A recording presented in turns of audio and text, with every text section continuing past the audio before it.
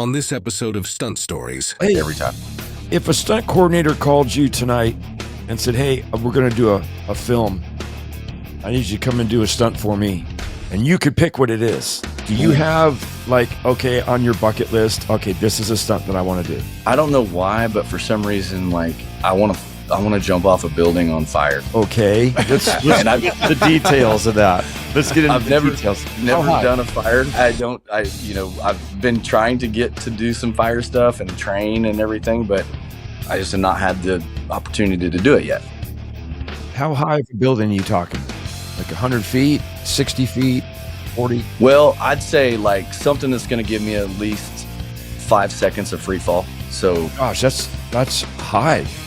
Because I have there's some cliffs here in a lake right 30, 40 minutes from my place. When I got my face busted, this whole side is titanium, right? Eye socket, everything on this side is. Venn Johns, buddy, it's so good to see you again. Agreed. Thanks. It's been a minute. Thanks for being on Stunt Stories, man. I appreciate you having me. So I was just asking you about that poster behind you. That's obviously you riding that bull. Tell me about what's that bull and where were you riding that sucker? Man, that one was, I honestly have no idea where that was at, but that was a bull called Cool Whip. And I think I don't even remember how many points I was. Man, bulls run together so much in my head. Been riding for 20. You rode him. Yeah, I rode him. Yeah, awesome. Because you can always get a good picture, but you don't always get 8 seconds and get a score. Really, you're on the end of your arm and your feet are up over your head, and you're like, "That's a great shot." You're like, yeah, I rode him. Yep, that's right. I don't think so. Nope, doesn't look like it. But you never know. Hey, where are you? Happen, Where are you right now? Are you at home? Yeah, I'm in Broken Arrow, Oklahoma. Oklahoma. Yes, sir. Awesome. Hey, I tried to get out of here a few times, but man, cost of living is really good, and Oklahoma's a great state. Yeah, I can't complain at all. I was there filming Tulsa King with Yes. Tulsa, Oklahoma. Yep. Yeah. I didn't get any airtime on that one. You know what was funny about that though? When we were there, we were doing a sequence where there was supposed to be a tornado, and during that sequence everyone had to go and jump inside their cars because there was a tornado. It's like, can't they do that in post, or did they bring a real one through to just for the real? You wait a few minutes and there'll be a real one come through. It's Oklahoma. Hey, I want myself to get educated by you because you have such a fascinating life, but there's so much about you that I don't know, and I know that a lot of my followers on our Stunt Stories probably don't know. Could you kind of back up and tell us about where you're born and raised and how you got into stunts and bull riding, and just kind of go take us down that path? Yeah, absolutely. Born and raised in Oklahoma. I graduated from a little town by Broken Arrow called Bixby. And being from that town, you would think bull riding would have been my first thing to do.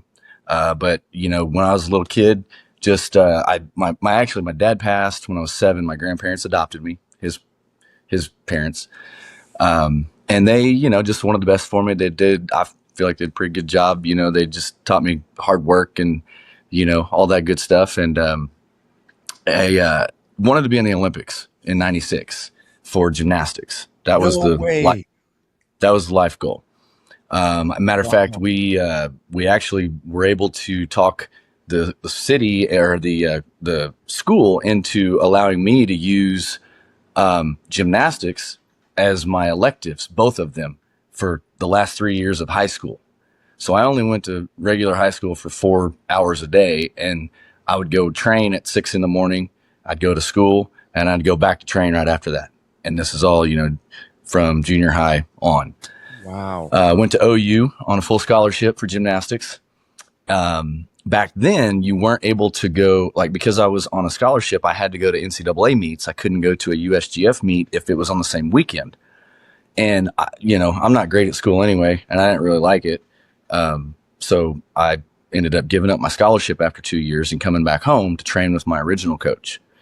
And then, the same old song and dance. There was a girl that got involved, and a few months before the Olympic trials, some things happened, and I ended up just quitting. I was like, nope, just done with everything. Was she smoking hot? She was. Now, capital W, capital A, capital S. Because right now, if I seen her right now, I'd be like, okay. Well, we all make decisions in our lives. But anyway, so anyway, I got married, and then I got divorced after a couple of years. And I was like, man, I got to do something with my time that's productive. And so I started doing martial arts again. I had taken a little bit of martial arts in the last year of high school, and then the first my 2 years at Norman, I was with a guy named Rafael Lovato Sr. He is a stud, and he was trained by Danny Insanto, which is, one of Bruce Lee's original students. So all the Kali and stick fighting, knife fighting, Muay Thai, things like that. UFC wasn't even, barely just had started. So got into martial arts, and had also gotten into computers. So I didn't really know what else to do. And back then you could kind of just get into computers and wing it and just figure it out. There weren't a lot of complex systems yet. And so I was doing IT work and training. And then I lost my job. And the guy that was running the school, his name is Dale Cook. I said, hey, man, you've got a lot of contacts in Tulsa. Do you think you can help me get a job? And he was like, well, how much money do you need to make? I said, I told him, I don't remember what it was, probably 50,000 or something back then. But he goes, okay, well, I'll tell you what, I'll pay you this much to run my school. I'll pay you this much to teach the classes, and I'll pay you this much to fight. And I was like, dude, I'm not a fighter. And he was like, well, do you want to make that much a year? So no way. That's how I became a fighter. No way. And so while I'm working that job, a guy comes in boots and jeans, wants to sign up for classes, and we get to talking, what do you do? All that good stuff. And he's like, well, I'm a bull rider. And I was like, what? Well, that sounds pretty cool. What do I got to do to get on one? And he said, oh, just go out to this place out here in Sand Springs, talk to these guys, get you some equipment, let me know whenever you've got your stuff, and I'll take you and get you on some. So the next time he comes to class, I had all my stuff. He took me to a little practice pen on Sunday afternoon, and for every Sunday, I don't even know, probably 2-3 months. That was it. I paid $5 a head to get on bulls, and I thought I was on top of the world. Yeah. I didn't even know you could make money doing it. No pun intended, but you were hooked. Yes, exactly. Yes, absolutely.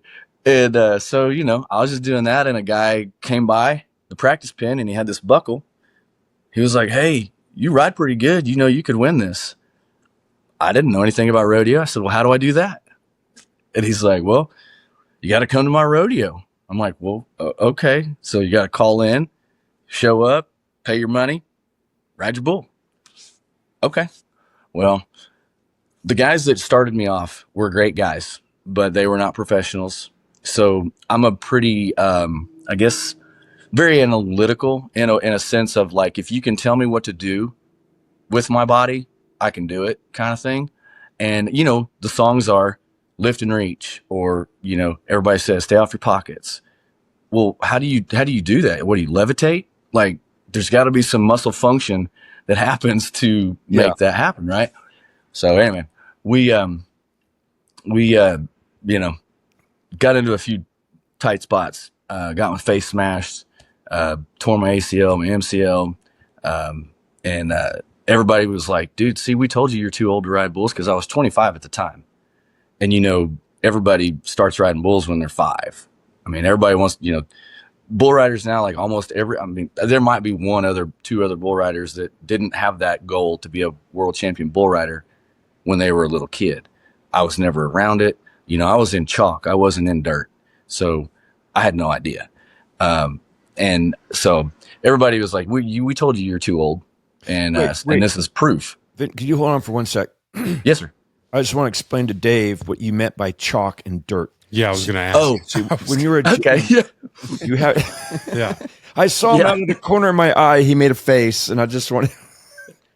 I didn't even put two and two together. You didn't even So- put. Yeah. Sorry. So chalk, yeah.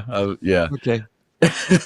But yeah, so like it was it was very humbling, obviously. You know, I mean, I've gone from being a high level Olympic level gymnast, high level fighter, you know, have a like a 15-3 record in MMA and kickboxing and stuff. So I'm just thinking in my head, you know, like if somebody can tell me how to do this, I got to give it a shot. You know, I can't let this be the last way I go out riding bulls.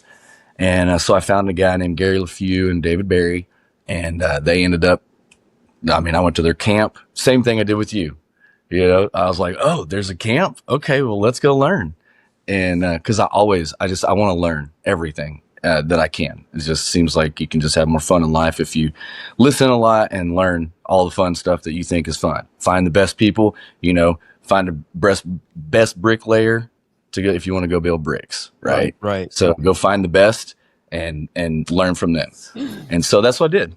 And Wow. rode bulls and doing IT work, and ended up on American Ninja Warrior. So I'm the bull riding ninja. That's where the name there comes from. I was on that show for 3 seasons.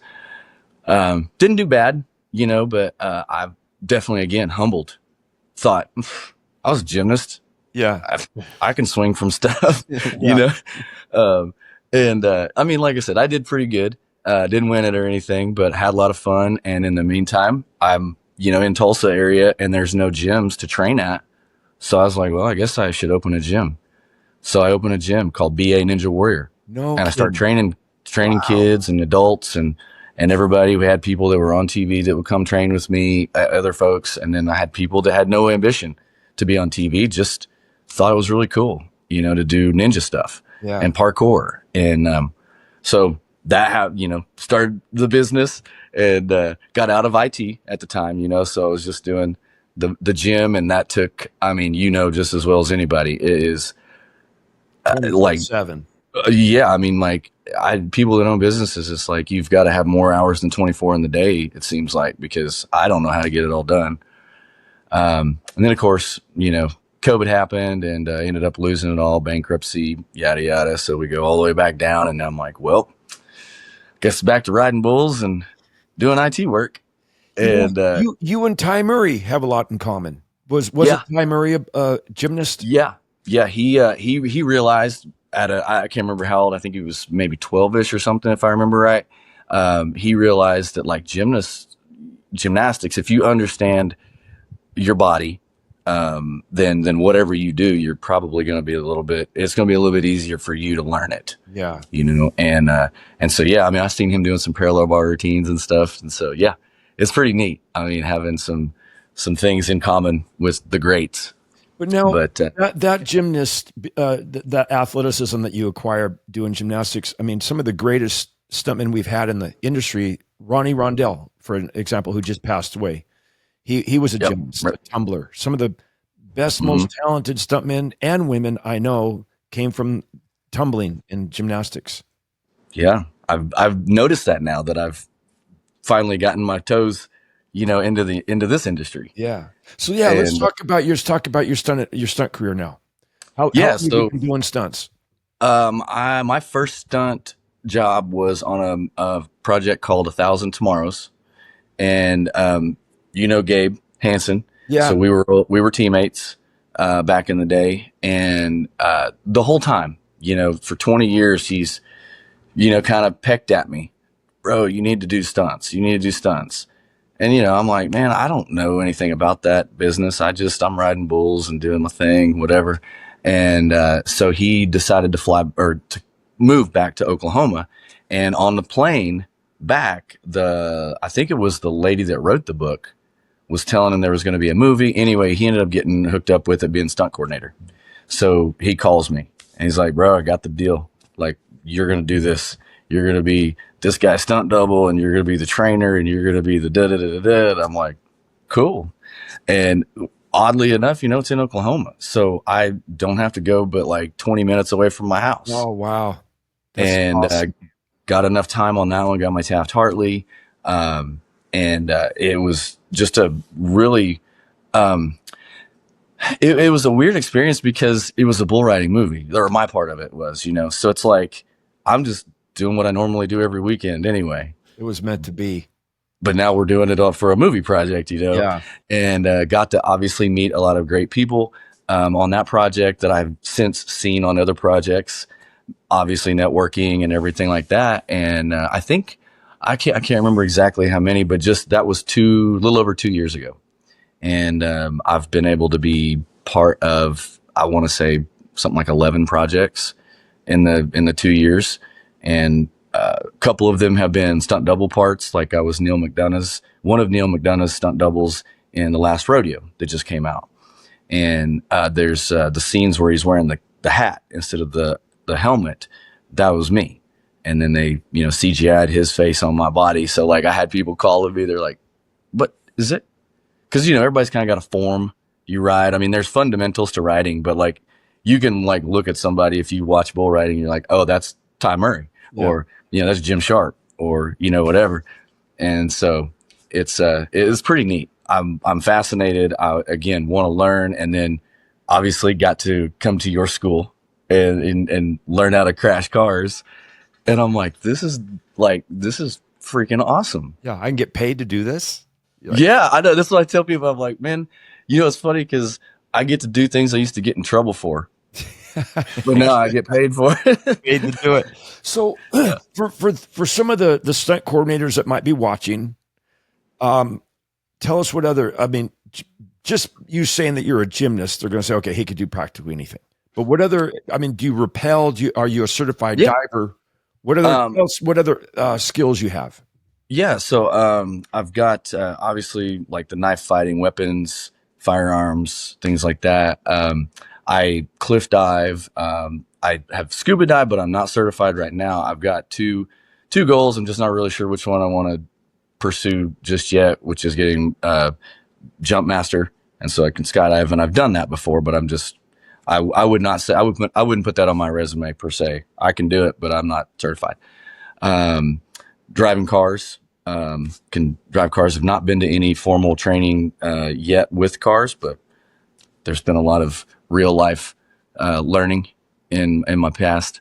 And what's cool about, or what I understand now about stunts, a lot of people are just like, "Oh man, you just got to be like wild and crazy and have be an adrenaline junkie." And I feel like it seems like it's quite the opposite. Yeah, because your angles and understanding the shot and understanding what what they want is being the safest, and doing that is what it's about, being a stunt person. Not I can do the wildest, craziest thing. I mean, we were doing shooting the lowdown. I was supposed to be beat up and pushed off a bridge, and it was in a place near my hometown. And I'm like, I don't care how much you pay me, I'm not going to get in that water. I know that water. And so I was Johnny Pemberton's stunt double on that one, getting beat up, doing fight scenes, and we ended up getting a mannequin. So stunt double. Yeah. So we threw the mannequin off instead of me. But like, I have no problem with high dives, anything water related. I can wakeboard, snowboard, crossbow, bow and arrow, shoot guns. A lot of. I'm sorry to interrupt you. I'm just curious. Do you also choreograph fights? Because I know that's a huge thing. Yeah. And actually, Gabe and I had done some stuff a couple of years ago, but I've actually had the fortunate chance to be coordinating or a coordinator on a couple of small projects. Oh, just because of some of the people that I met. They were little projects. They couldn't, didn't have the budget for a high dollar, coordinator, but they had worked with me before, and they liked my set etiquette. They liked just my attitude and personality, and they're like, "Oh, and you're also really good at what you're doing. So do you want to do this for us?" And I'm like, "Sure, that sounds great. I'll do it." That's awesome. So it was a kid. It was a young boy. I think he was maybe 10 or 11, and it was just a kick and a fall thing that he did. So it was a little stunt, but we didn't have any stunt people, and I was the coordinator, and this was the first coordinating job I had. Dude, that's so, awesome. so Congratulations but yeah, it's on great. that, man. Hey, do you ever get asked when you're people find out you're a stuntman? Do they ask you like, well, what's the biggest movie you've done or the biggest movie star you've worked with? And have you ever been hurt? Yeah. And I guess my outlook on life is just like been around so many people that, make a lot of money or are in movies or are, I mean, I've, ironically, I'm gonna sidetrack real quick, cause this is a crazy, crazy story. I was at a gymnastics meet with the OU team. We were in Arizona, flying to LA to compete against UCLA the next week. Well, we talked our coach into letting us stay the whole week and just, dork around and go to the, beach or, whatever. Well, on the plane, this guy sits down next to me, and turns out it's Stephen Baldwin. And I didn't know who he was. I didn't really know much about anything at the time except gymnastics. I was focused. And by the time we got off the plane, he had given me his pager number. So my buddies were all like, yeah, whatever, that ain't a real number, blah, blah, blah. So we're sitting around that night in the hotel playing cards. And one of the guys is like, hey, let's call that number and see if it's real. And so anyway, I call him, and this lady picks up. She's like, SkyTel paging, da da da. I was like, yeah, this is. And at the time, I also my name is Venn. My name is Larry Venn Johns. I go by Venn now. But if you're old and you know me from the gymnastics days, I'm Larry. I could not get anybody to call me Venn. Oh, okay. So if anyone were to look me up, they're like, there is no Venn Johns in, gymnastics. You're right. There's not. It's Larry Johns. Okay. So anyway, he was going to LA to promote two of his projects. One was Threesome and the other one was 8 Seconds. Oh, What? wow. And I was like, wait a minute. You're like, yeah. Well, at that time, I had no idea about rodeo. I was straight on going to college. I was college. oh, okay. This is before I knew anything, got on a bull or anything like that. Hadn't started fighting or nothing. And I was like, oh, that's cool.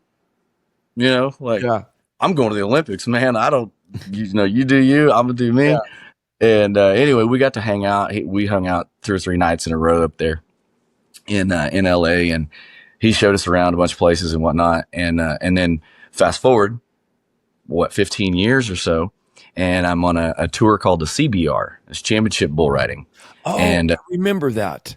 And Tough, him and Terry Williams broke off from the PBR and started the CBR, right?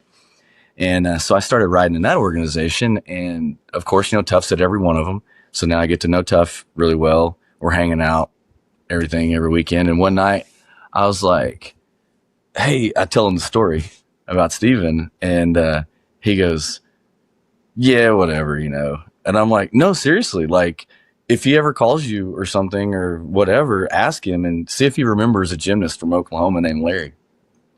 And I don't know, it's probably 3-4 months later. And he comes up to me and he goes, you ain't a liar.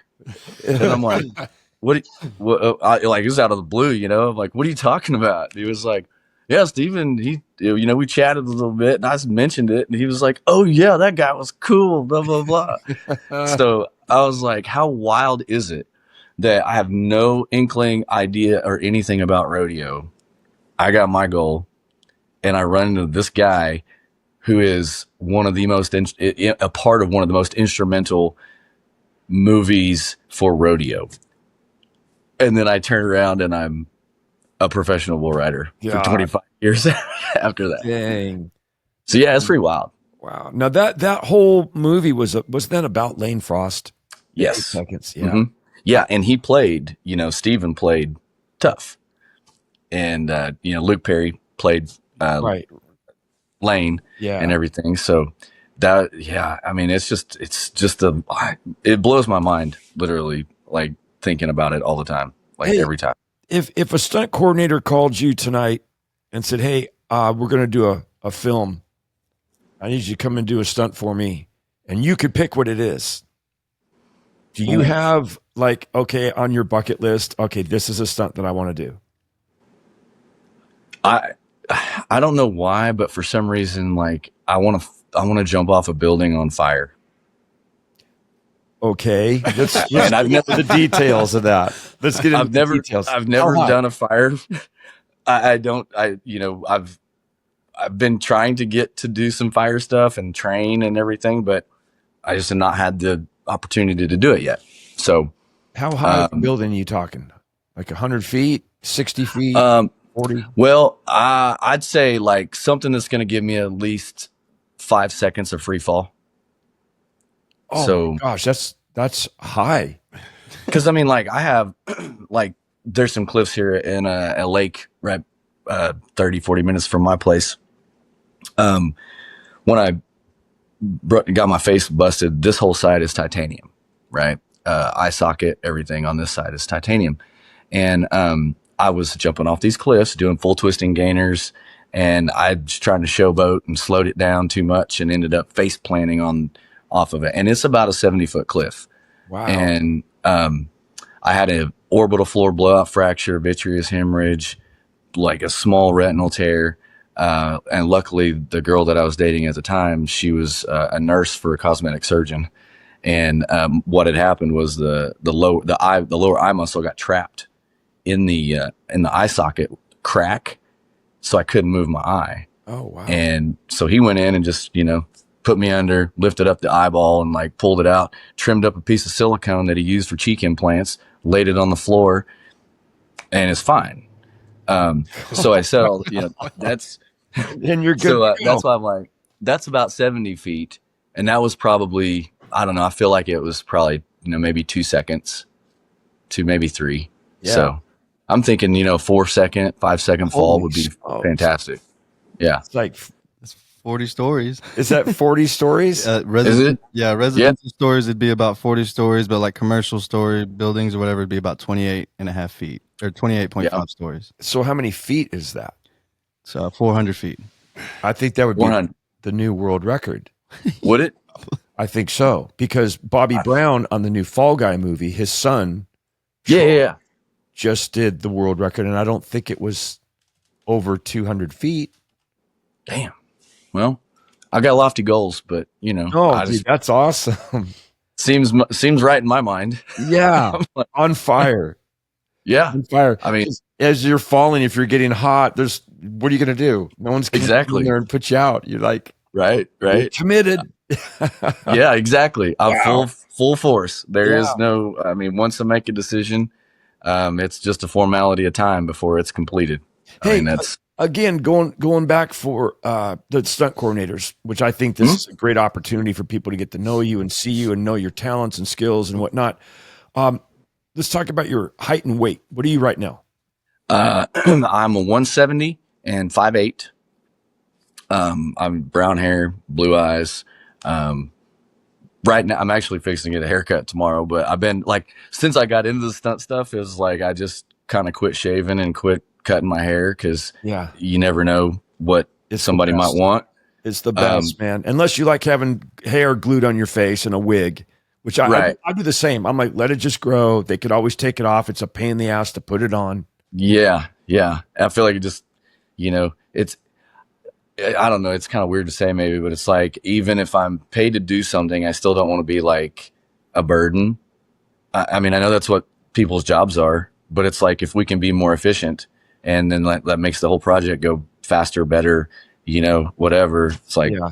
just let them cut it however they want it, which that's kind of pigeonholed me a little bit. I feel like that because I don't know if everybody likes my mustache or what, but I seem to be getting all these jobs where I'm like a bad cop, in fight scenes as a bad cop or some kind of militia or whatever. And I'm like, I'm okay with doing it. It's good money and it's fun, but like, I don't mind being a clean cut guy either, and not a bad cop. Yeah. But, I don't know if I'm sure there might be some jobs I would turn down, but I can't think of what they would be. So I'm just like, yeah, what do you got? I'll do it. Yeah, that's an awesome attitude to have too, and do it safely. Mhm. It's like so many guys. I'll meet at a bar somewhere. We're on location, and they have that same attitude that you were talking about. First of all, does it look like I'm looking right at you right now? You're Or here. like, there you go. That's like directly at me. That's yeah. directly at you. But Yes, this, sir. we're making eye contact. Okay, because we moved the cameras around. I wasn't really sure. Yeah. All good. Oh yeah, you meet those guys and they're like, they find out you're a stuntman. They're like, oh man, I make a great stuntman. I'll do fucking anything. I'm like, well, then you'd have a very short career, Right. Yeah. right? Because when you got to do the stunt, you got to do it maybe multiple times because Oh of my gosh. camera angles or it was out of focus and that. So whenever those guys, and you've come across them all the time, I'll do fucking anything. Oh my gosh. I mean, I'm sure your DMs are more full than mine, but I mean, between people wanting me to get, I mean, and don't get me wrong, I love being optimistic or an inspiration to people. But man, you have older guys. I mean, I'm 51, so I'm not, a young buck anymore, but I feel like I'm 20. So, and I act like I'm 20. I ride like I'm 20. I'm like, there's chronologically, I'm 51. That's about it. And some experience, but, they'll like want me to, they're like, I'm 45 and I want to get on a bull and you've inspired me. And I'm like, okay, well, what have you done in the past? Well, I'm a engineer or something that's a white collar job, which nothing wrong with that at all. But I'm like, okay, well, have you been in any sports? Have you like done anything athletic, or do you farm? Do you like anything? No, but like you're 51 and you're doing it. And I'm like, yeah, but man, I was like the Olympic level gymnast. I've been in the gym my whole dang life. Yeah, It's you're a not little like bit I more just limber than this guy. willy-nilly decided, to go jump on a bull and make it a profession. And the same thing with the stunts. Everybody's like, hey man, give me one of them stunt jobs, man. That's fun. That looks fun. And I'm like, well, it's not up to me. Number one, like, it doesn't matter how much I'm your friend. I already know, like, it doesn't matter how good friends we are. If the director doesn't like it, if you don't fit this part, your face doesn't look, whatever. There's so many things that go into making that decision that I don't have control over. I can't, and plus it's not all, like for that 5 seconds or 10 seconds of what we see, it's like, that's 12 hours. Yeah. And that's 12 hours of a lot of standing around. Yes. Doing nothing. And then all of a sudden, snap, you're on. And you got to be on. Yeah, and it might be 4 a.m. and you've been there. It's the middle of the night. Yeah. It's the middle of the night. You're cold and tired. And this guy. Yeah. Yeah. Shit. Mm-hmm. Reminds me of there was a show called The X-Files. I don't know if you remember that show. Oh, yes. I used to watch that all the time. David Duchovny. Yeah. Is that yeah. And there was a scene where this Jeep gets sucked up into a spaceship. So they had an 80-foot condor with this basket with a 12K shining down. And we had to put the pipe ramp, and I had to dig a hole to kind of change the angle of the pipe ramp to make it almost straight up and down. So I'd hit it with the Jeep and go up toward the light, like I'm going up into the spaceship, right? Straight up and straight down. And it would, you knew it was just going to be just a fart knocker, right? Yeah. And I'm in the honey wagon in my dressing room. It's 3 a.m. It's cold. It's just freezing cold. Knock, knock on the door. Corey, we're ready to do the stunt now. I'm like, Corey went home. I was taking a nap. I didn't want to get up and go out, and it was freezing cold. And I'm like, really? We got to do this now? And I get in a Jeep that had no top. It was just a roll cage. And my belt, my 5-point harness had ice all over it, icicles, just frozen. It was miserable. It was that sounds terrible. I know. You're like, gosh, I signed up for it though, so we got to do it. And like an idiot, I tried to see if the heater would work. No go, huh? Nah, just blew out more cold air, Right. God, so that's funny you say that too, because like, I didn't realize this, but on American Ninja Warrior, they do it at night so that they control the lighting. So it looks looks bad. But what they don't control is what? The heat. The weather. Yeah. So I did not know this. And the very first time I did it, they were like, yeah, show up at like 6 p.m. or whatever. 5 or 6 was like the call time. And I'm like, well, that's kind of late. Like, we got like 150 people to run through this course. And they literally run from about 5 or 6 p.m. all the way through the night. And it doesn't matter if it was in Denver, was my first one. Oh, It at gets night. cold in Denver. Yeah. Yeah. And I am a fair weather guy. I don't like the rain. I don't like working in the rain. I don't like snow unless I'm snowboarding, or I like to go to the snow. I don't like it to come to me. But you know, I was like, wow, we're doing this at this chilling. I mean, and then Oklahoma City, when I did Oklahoma City, it was like freezing rain. Oh, It was awful. And I'm like, well, I signed up for this. Let's go. Yeah. I mean, this is not the best climate, but we'll do it. So well, it makes you want to go back to bull riding because I was in the stadium. They've got heaters. It's warm. I know. Well, You don't get wet. Yeah, well, that's funny you say that too, because I just had shoulder surgery on the 9th. Yeah, and I dislocated a couple years ago, and I got this guy here in town that I call him my ninja doctor because he was a doctor for X Games athletes for like 10 years, so he understands. A regular doctor is going to tell you you're out for a year, and I'm like, I need to be riding in 2 months or whatever, right? So he gets it going for me. I end up winning Tulsa at the BOK Center. It was so awesome. 2 weeks after I dislocated my shoulder, and so went for like a year, and everything was going real good. And then back in May, rode a bull, dismounted, flying through the air, hit my elbow on the ground just right, and dislocated it again. And so put it back in, drove home, and I'm like, well, I want to get an MRI because it felt different. And so got an MRI, and it was terrible from what they said. I don't know, terrible from good, bad, whatever, but they were all like, it's bad. And it was preventing me from riding bulls, but I could still do jujitsu. Like I could kickbox. I could do the stunt work. I could do push-ups, pull-ups, muscle-ups. Like I could do everything as a normal guy. I just could not ride bulls. I couldn't keep my hand from dropping because that rotator cuff is like when you hold your hand up, it's like that's what keeps it there. And so, it's like, do I get this surgery so I can continue riding bulls, or is this it for me? And I'm done riding. And then I got to thinking, well, even if I'm done riding, I'm still going to do stunts. And what if there's a stunt where I need to be able to do something like that? Or what if another bull riding movie comes around and I need to be a stunt double for somebody again? So I got it fixed. And I had to go to a couple different surgeons to find one that would do it because it was pretty challenging, they said. And I was taking PRP treatments and doing peptides and everything. And he, was basically like, because you were doing all that stuff, it was tough, but he said he was pleasantly surprised. It speeded up your healing process, right? Yeah. Yeah. Yep. Well, and also because in joints, there's not a lot of blood flow. So that tissue gets dried out.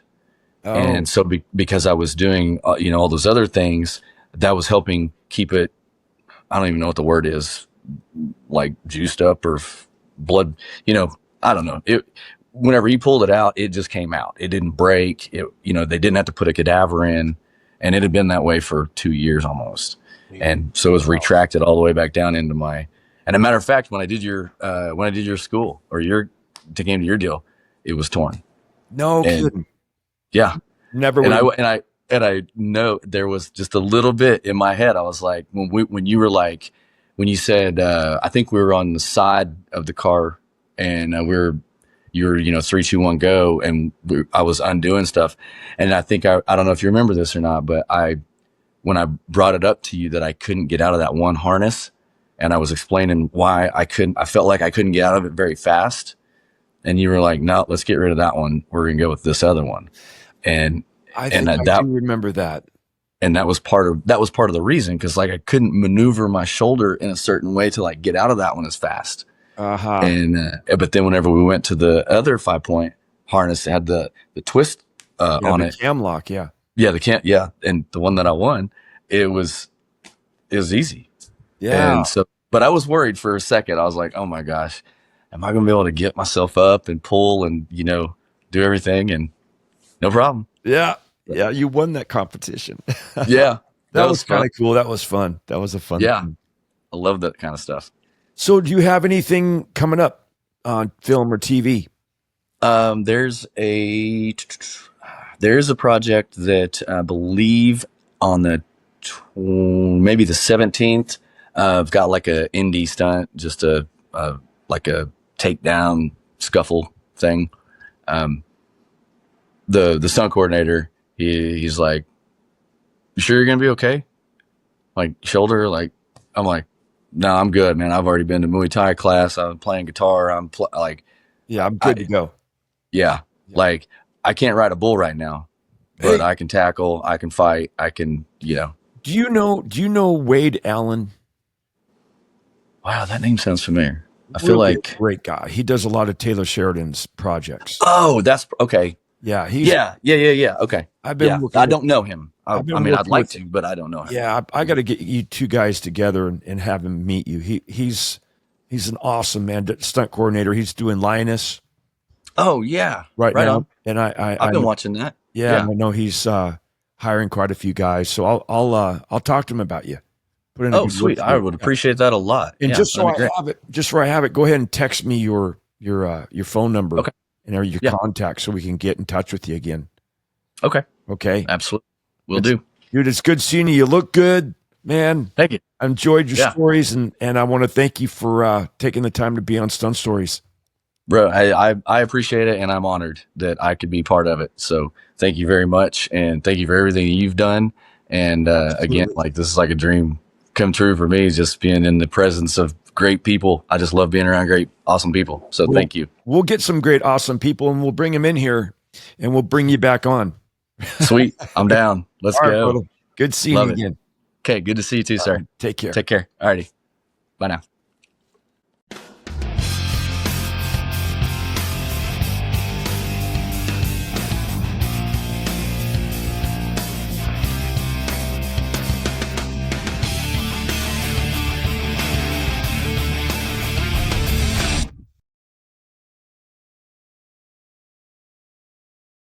Be sure to like and subscribe.